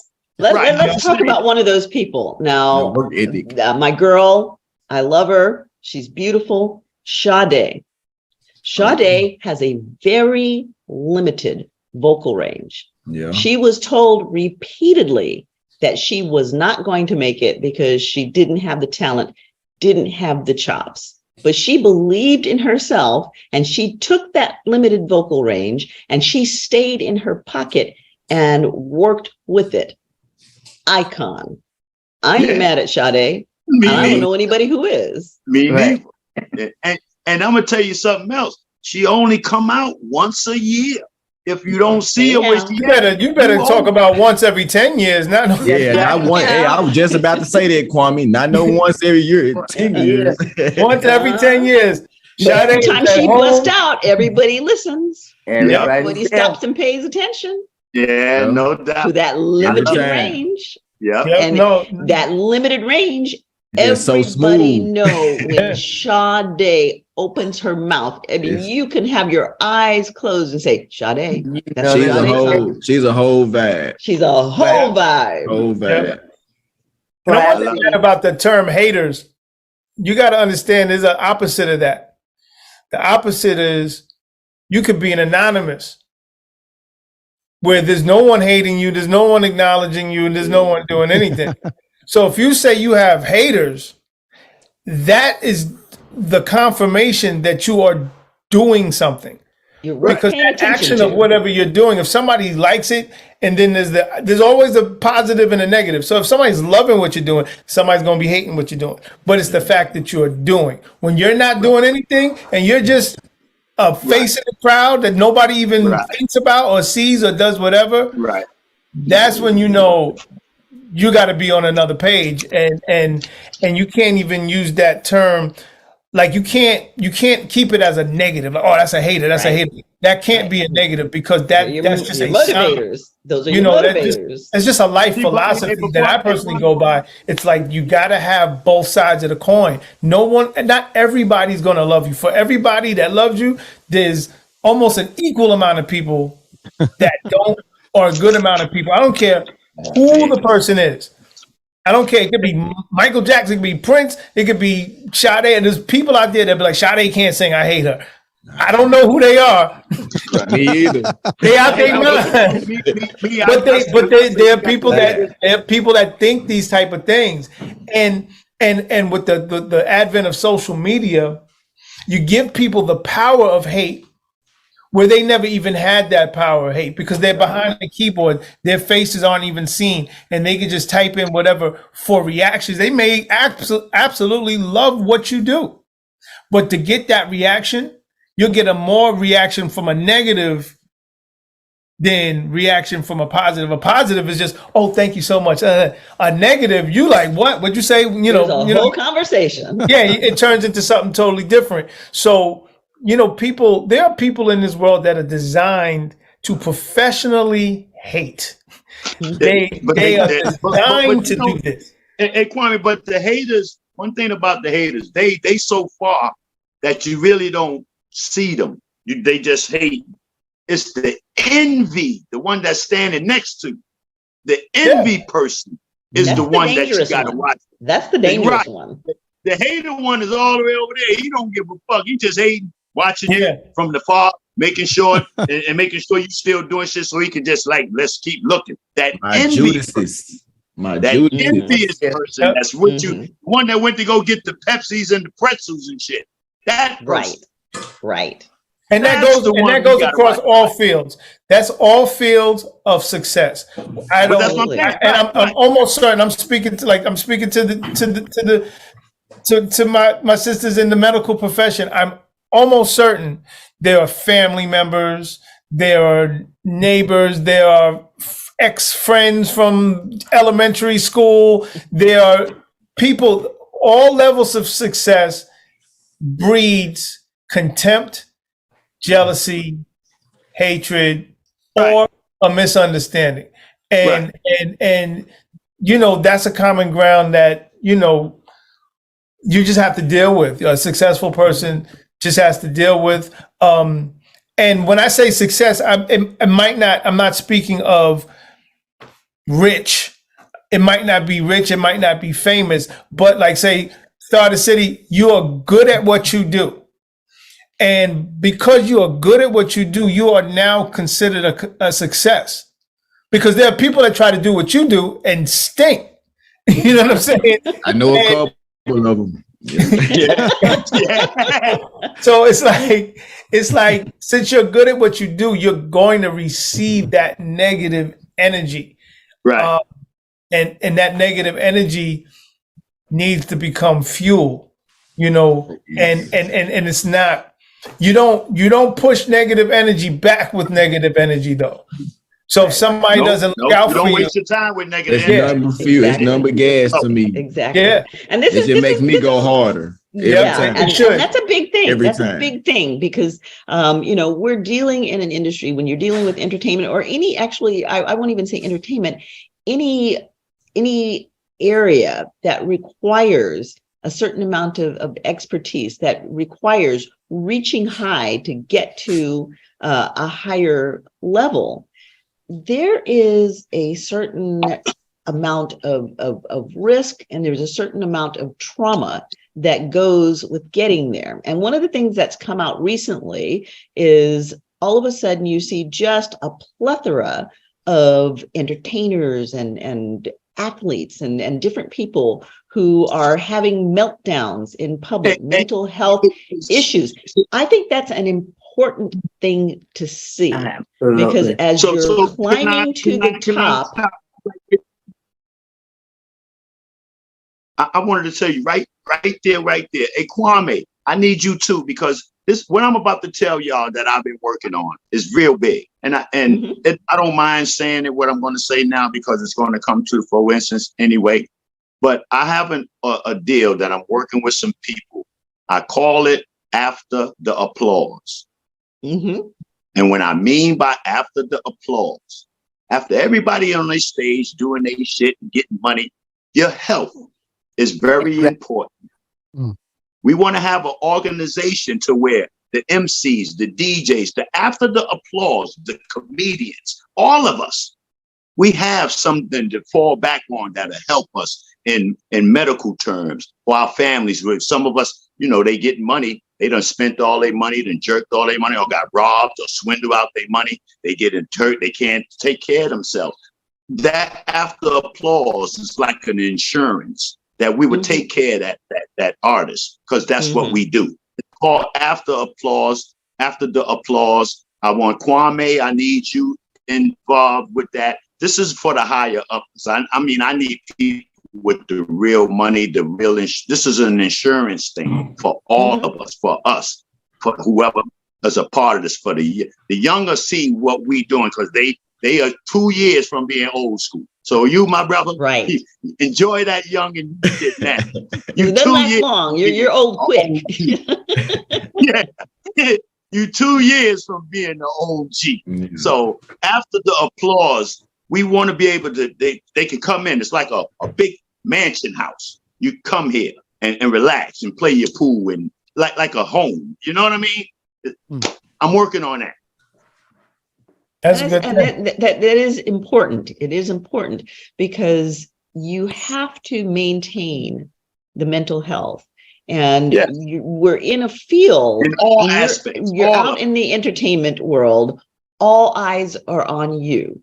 And people have this fear of being seen as weak or unsuccessful. You are your greatest asset, and you have to invest in yourself. And that includes your mental health.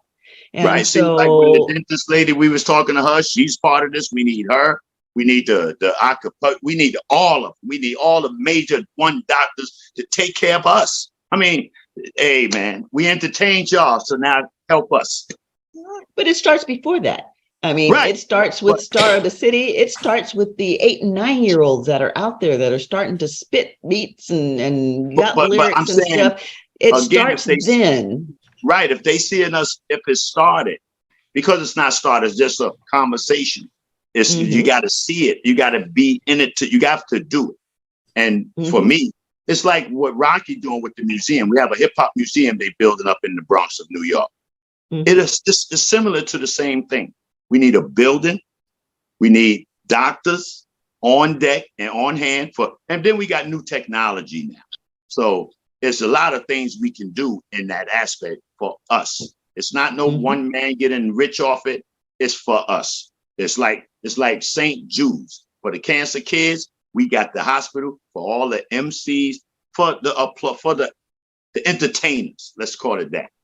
Also, but I understand what the point you're making as far as also with the mental health. I think what we touched on earlier, it's about like if you're in, say, Starofdacity's age group or younger, there's a lot of factors that are taking place. There's a lot of, we're now living in the age of what we call our influencers. Right. And you got to really take that term seriously. Right. You're an influencer. Right. You can influence one way or the other. Right. And a lot of these kids, especially our young daughters, we got to think about this now. A lot of our kids are being influenced by things that they see flashing before their eyes at all times, whether it's on TikTok, whether it's on Instagram, whether it's on YouTube, or whether it's just And then art always imitates life, and it's a circular process. So we are now influenced by these things, and our 10-year-olds, our 12-year-olds, our 15-year-olds are feeling like they're not good enough. They see their favorite artist and blow up. They'll see their favorite artist and they'll look one way when they first get the deal, but then the record is platinum, the booty's different, the nose is different, the complexion is different, the hair is different. Right. And as a 10-year-old, if you're influenced by that, you're like, I can't be that. Right. I don't look like that. And then you deal with that mental health. Or if let's take it flash forward, you're a successful artist. You're an artist that's in the middle of the mainstream right now, making a great amount of money. And you don't have the influences around you, keyword influences around you, telling you, okay, let's not take a picture with money to your ear and the address of the house that you're staying at behind you and posting that in front of 1 million people. Let's not do that. Let's not shoot videos literally incriminating something that you could have done maybe 2 years ago that you're rapping about now. That you're technically out of that life. Right. But you're putting yourself in that incriminating situation. Let's not do that. Right. And that those mental health influences really affect you and it affects a lot of these artists in so many adverse ways. It's incredible. And everything that impacts you from a mental health standpoint, you don't have to put out for everybody. You should deal with it. And, you should talk to somebody, but it does not necessarily need to go out on the internet. Yeah, Instagram isn't your therapist. That's right. Don't go crying on Instagram about blah, blah. It's not your it's not your marriage counselor. It's not your therapist. It's not your parents. And it's not your friend. You know what I'm saying? That's Social media aren't those things. And so what does that say? And what does that say for a young person? Or not even a young person, because I see people my age on Instagram crying. So what is that? All of us like is forgetting, crying on the phone. All of us is forgetting that these times is a new era. Yeah. Again, I'm so sorry that it's like that, but it's like that. Our kids is fucked up, man. They got South Park. Ain't no cartoons no more, man. If our kids are messed up, it's because the parents are messed up. Because the children are a result of the parent. Or the care. Even the parents, even me, man. I'm a good parent, man. I wake up, I ain't never seen no goddamn South Park in my fucking life, man. My kids watching South Park. I look at here and the kid, I'm like, what the fuck is this? Are you kidding me? This is cartoons. I left that shit alone thinking it was good. I'm hearing the cartoons about, man, fuck you, man. Yeah. And your mother says it's a nasty cunt. I'm like, get the fuck out of here, man. It's no escaping, yo. It's 50-50. If you ain't on your kids, they gonna be fucked up and doing what they want to do, yo. It's a really difficult thing too, because I actually I took my kids home to homeschool, and I actually had a lot of control over what they watched on television, partly because we had a television that didn't really play, but you could put the little videos in so they could watch the videos and all. But even with that being, and I was teaching them morals and I was teaching them ethics and all of this, but they go outside of your house. And when they go outside of your house, they meet the world. And the world is putting and come back home and say, why we ain't got that? Well, not only that, but the world is putting in a lot of stuff that may not necessarily jive with what you want your children to intake, may not necessarily jive with who you want your children to be. And the images now, for young ladies, if you're going to be a success as a young lady, you gotta take off your clothes. You gotta have one kid and pay attention to that one kid, because you got 4 or 5, you fucked up. Even with one kid, though, you have a young daughter and she's looking at, the dresses now, these practically invisible dresses You know, she's looking at people displaying their bodies in sometimes inappropriate or disrespectful ways that are not. She's looking at other women buying their bodies. Yes, buying their bodies, and then saying that their bodies aren't good enough as their natural bodies. And so what does that tell her? Well, my body isn't good enough, so I'm going to need to buy me some booty, and I'm going to need to buy me some hair and some nails, and, you know, and on and on and on. You know, what's wrong with her natural beauty? Well, the art is imitating life. That's basically what's happening. It's you know, we're rapping about booties. Mm-hmm. Then the girls are going to buy the booties. Mm-hmm. And it's all about booty. I'm start selling booty then. Can't say I'm not rapping about them. I do got a couple lines here and there. We're men. You know what I'm saying? Men tend to rap about what they like. Men tend one of the things that I have noticed though lately is, you know, while everybody's buying booties and all, a lot of you men are talking now about liking a natural body. And you know, we never talked about liking an unnatural body. I had my wife for 38 years. I got the same broad for 38 years. She ain't got no fake ass and no fake titties. She's still trying to sell some of her titties. Right. Look at Black China. Black China. Y'all want some titties? I don't know if you see. My wife I saw Black China, Rick. Oh, you saw the Black China? That is incredible. Taking everything. I'm so proud of her. She's taking all her parts out. Well, I mean, you know, the other thing about it is that a lot of this stuff is so unhealthy, and people are getting sick from it, and that's something that people don't hear about. That, you know, that they're getting systemically ill because of the stuff that's being put into their bodies. Even worse than that, they're not even going to reputable plastics. Right. They're going to the Dominican Republic. They're going to Costa Rica. They're going to Colombia. They're going to Brazil. And they're coming. A lot of the reputable ones won't even touch that. We had Dr. Miami on the show, 2 weeks ago? Automatic yes. Yes. Automatic yes. Yes. Period. That's all it is. Automatic yes. And it's incredible because these doctors will do the surgery. There's no excuse me for the term, the time that the healing time that it takes after the surgeries.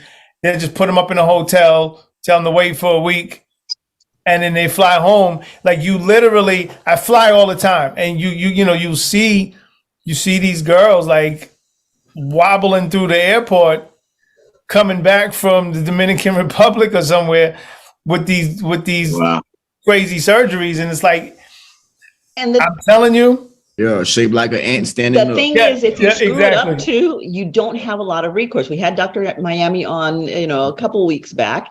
And, you know, one of the questions I asked him is, when these people come up botched, do you go there? Most surgeons don't want to touch you after you've been to the Dominican, or you could have been just down the street and you've had it messed up. They don't want to go there because then they're going to be associated with that botch, and they're trying to fix something that's broken, but that can't be returned to a natural state. And and plus you don't want to deal with the malpractice. You don't want to deal, you don't want to deal with the malpractice.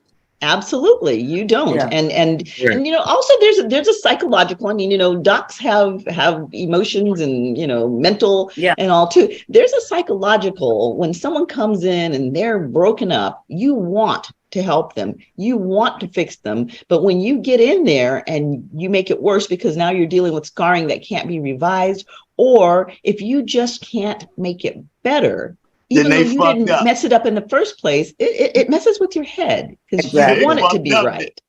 Hey, Doc, they fucked up, right? Exactly. So They are. that's why And we don't bring it to me after you've broken it and down. want me to fix it. Come correct, and I'll help you with the beauty. I'll help you with the longevity. I'm sorry, I'm not going to give you duck lips. I do the cosmetic stuff and all.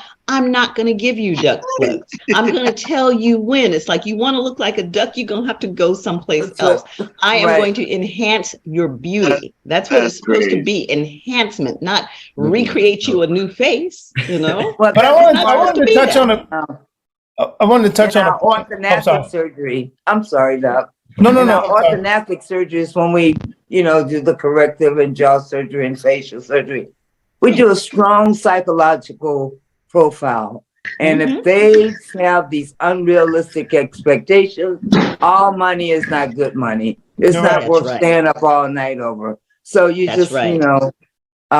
you work with them, and if you see that they have this idea that they're going to be whatever that's just unrealistic, you leave them alone, or you refer them to somebody else, or what I do is I refer them to the medical centers, to the teaching hospitals. So I give the residents the opportunity to learn. You know what I mean? Right. Absolutely. I wanted to touch on something you said go ahead. Earlier. I'm sorry.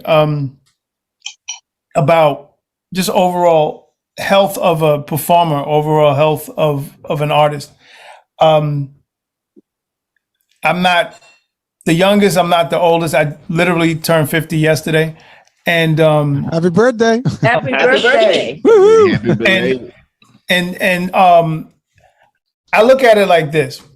I think this is very important because being a producer on one side, I deal with a lot of younger artists, and being an artist on the other side, I deal with a lot of artists my age and older. And the one thing that I see is the artist that really takes their job seriously, takes their health seriously. Because when you're on stage, if you're on stage for 10 minutes and how long your body can last, you run out of breath after 10 minutes, you're on stage, and then and the higher the echelon of artists, some artists, we're on stage for an hour, some are on for 2 hours, some are on for 4 hours. And if you can't, that is extreme cardiovascular workout. That is not, you're not, if you're really about your stuff, you're eating right. You're not eating past a certain time. You're not putting certain toxins in your body. You are working out 4, 5, 6 times a week. You are doing the proper hygienic things, because you are like, for lack of a better term, you're like a machine. And absolutely. And I usually say this to younger artists, and I say this to older artists, liken your body. If you like cars, let's say you like old school cars, and you had, say, a 1973 Camaro, you're not going to put any old kind of gas in it. A, you're not going to drive it every day. B, you're going to take that type of care because you want that car to keep going. So you have to make yourself think of the age, the year you were born, and then think of a car that you really love that was made that same year. How would you treat that car? And that's how you need to treat your body, because it is. And then on a vanity standpoint, when an artist gets older, in Starofdacity, I'm really speaking to you on this one. When an artist gets older, and you have records, you got hit records that people love. I'm 60. So I'm saying.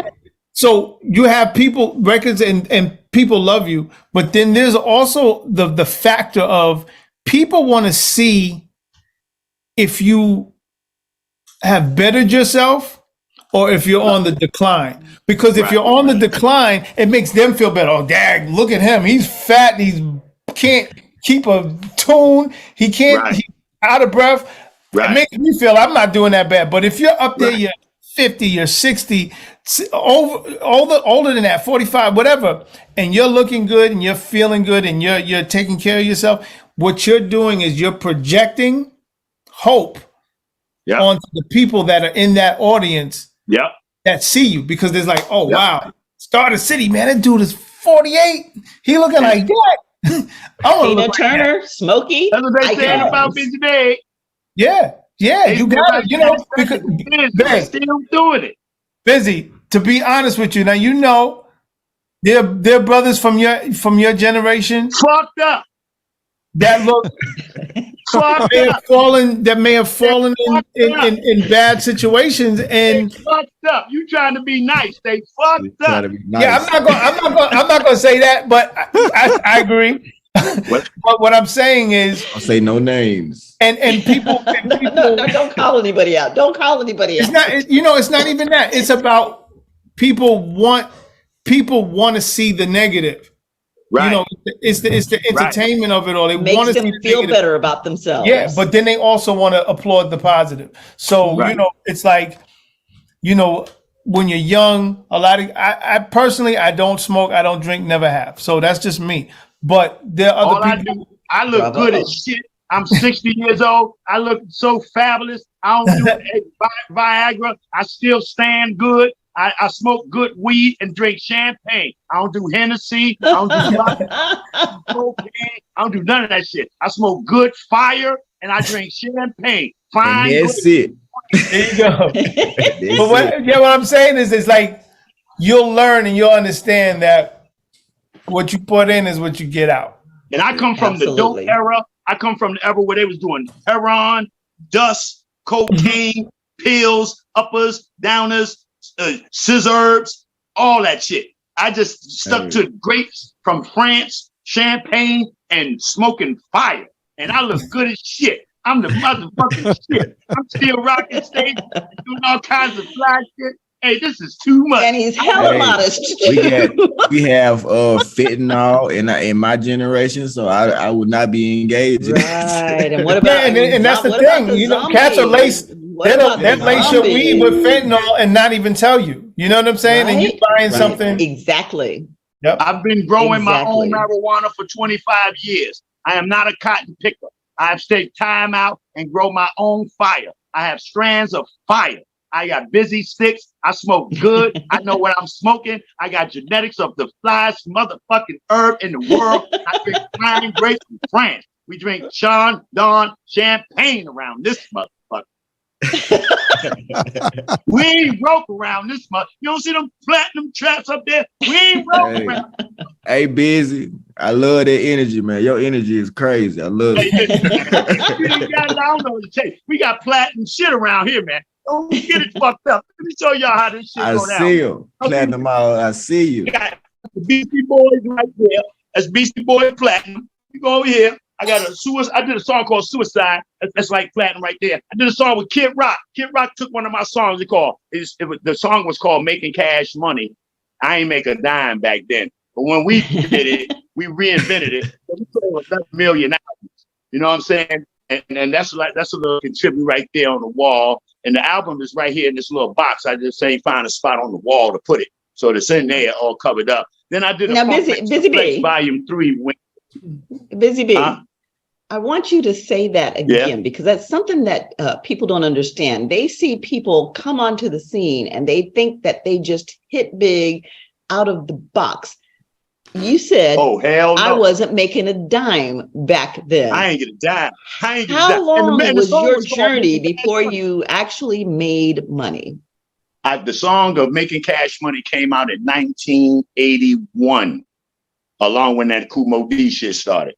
And then Kid Rock came to me in 1998.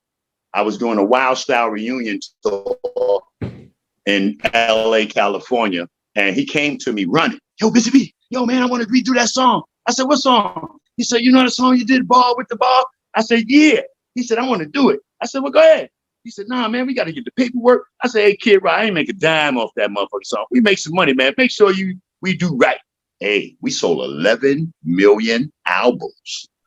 And how long did it take you to get there? Almost 20 years. It does not happen overnight. There's lots of work that goes in along the way and lots of perseverance to getting there. So didn't I just tell you I'm 60? Absolutely. I ain't started getting no real money until I was 50. There you go. I I ain't getting no real money till I was 50. I had to wait 50 goddamn years to get some of this hip hop money, man. There you go. The right way. The right way, yeah. The right way. The right way. Okay. Hey, so, if each one of you, I mean, because we're now past the top of the hour and we've been at it for almost 2 hours. I gotta go, man. 11 if you all believe in it. Hey, tell Rick, each one of you has one thing.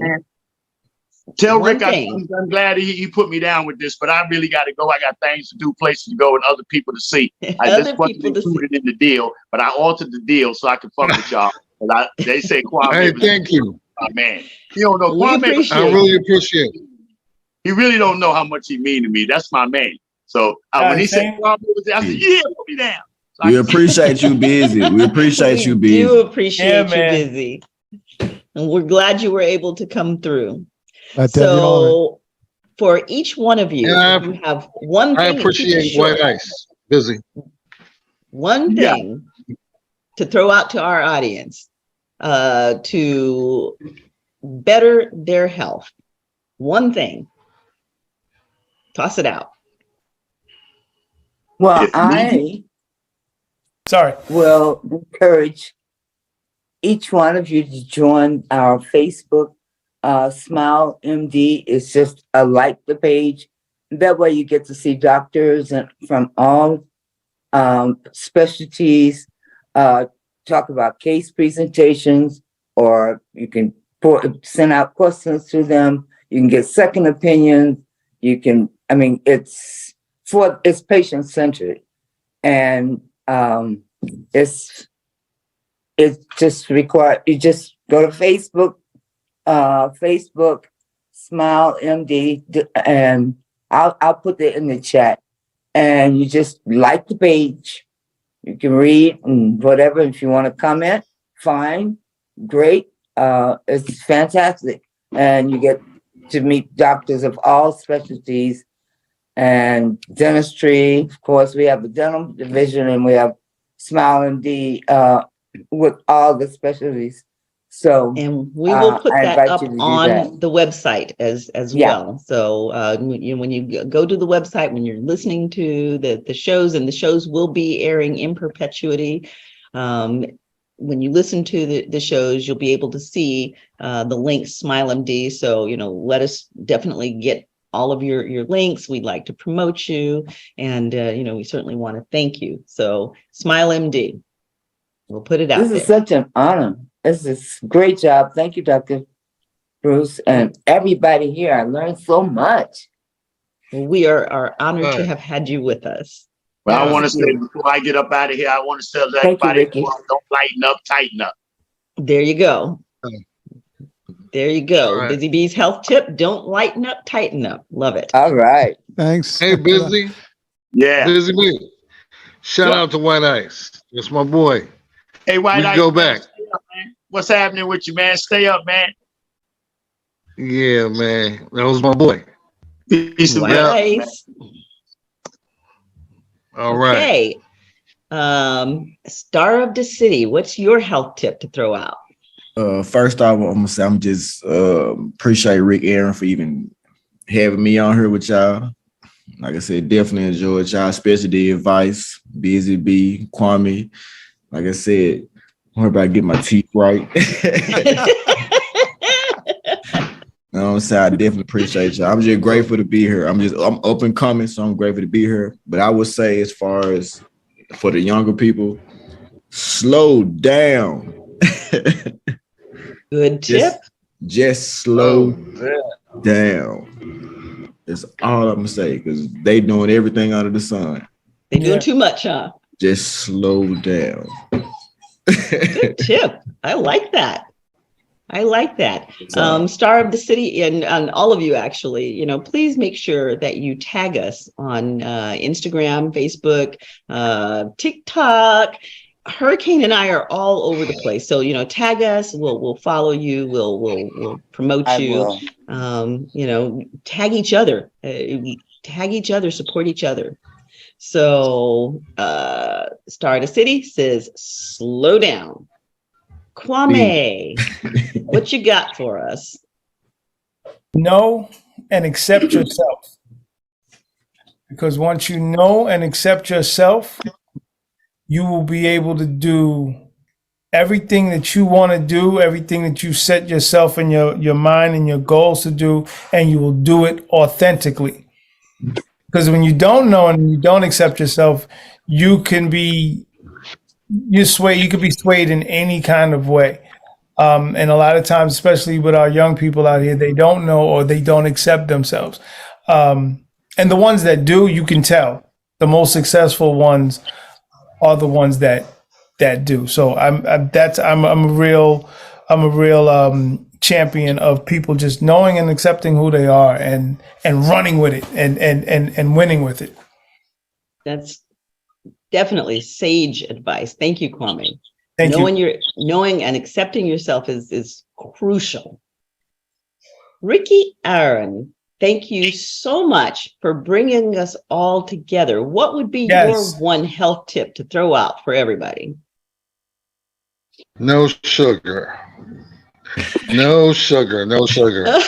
Whatsoever. Thank you, I don't Ricky. want to go there. Love it. Whatsoever. You're listening to me. Yeah. You're listening to me. Absolutely. Mhm. Yeah. Definitely want to make it to be a older rapper, not just a young rapper. That's right. That's right. Trust me, your life will change. If you consume a lot of sugar, your life will change when you stop. Yes.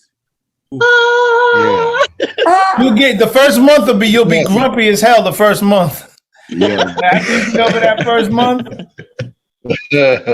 trust me. Anybody, I guarantee it. Because I was a candy fiend, and so Ricky, I'm with you on that. The life after sugar, you start looking like yourself. Right. Like yourself. Right. Absolutely. Did you know that sugar actually stimulates the same place in the brain that crack cocaine does? Yes. Oh, wow. Yeah. I didn't know that. It's addicting. It's addicting. Yes. And it's Yes. toxic. Okay. Yes. You have those Wow. endorphins. Mm-hmm. Mm-hmm. Yep. Like if you take something and you feel bad an hour later, that should tell you something. It's like, Listen to Hey, your body. Just so you all Listen to your know, body. I hate sweets. I hate sweets. I Good. really eat them. I hate sweets. I'm not a Good for sweet you. eater. When I was young, like 6, 7, 8, 9, 10, random ages, I was crazy about sweets. When I get older, I don't want a honey bun. I don't want Kool-Aid. Right. You said when you were a child, I you hate took away sweets. childish things. Absolutely. sweets. Absolutely. So, lay low on that Ouch. sugar. And if you're going to go with sugar, keep it natural. Grapes in the freezer are an Right. amazing thing if you've got a sweet tooth.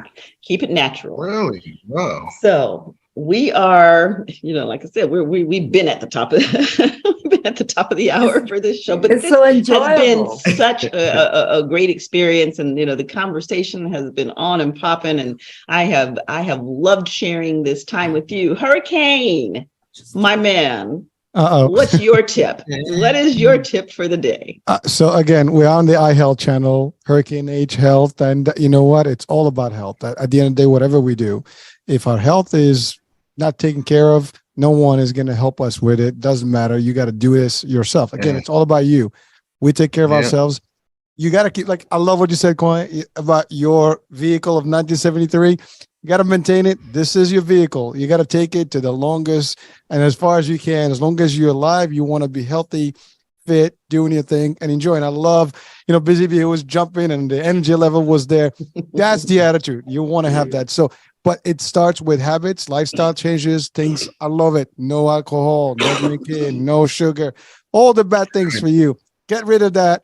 Keep it healthy. And that's it. I mean, we are about health here. And really, that's the best thing that you can invest, in your life. Doesn't matter. Everything else is cool.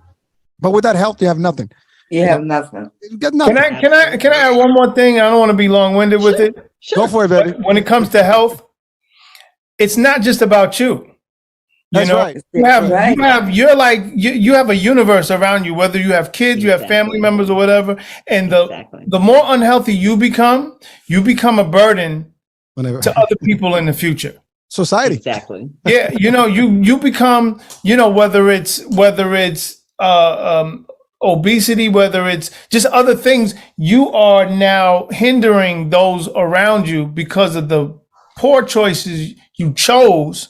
Now, I'm not saying anything that's a natural cause. I'm saying something that you chose to do in a way that you chose to be. You have the potential to hinder your kids, your significant other, whoever it is. So it's like, keep that in mind as well. That's all. Mm-hmm. Well, I want to add, just again, since this is on the same line, remember you said about what the impact on everybody around you. But if you're not healthy, you're not even good to your own immediate family. I mean, if you have kids, you're not going to be able to enjoy them, do things with them. Your parents, if you have them, you can't take care of them. So that's just the immediate impact. Let me throw another piece on top of that. For those of you who are in the reproductive age, what you do to your body influences generations to come. It's called epigenetics. Yes. And when you do the negative to your body, you turn on and off the genes that perpetuate that negativity.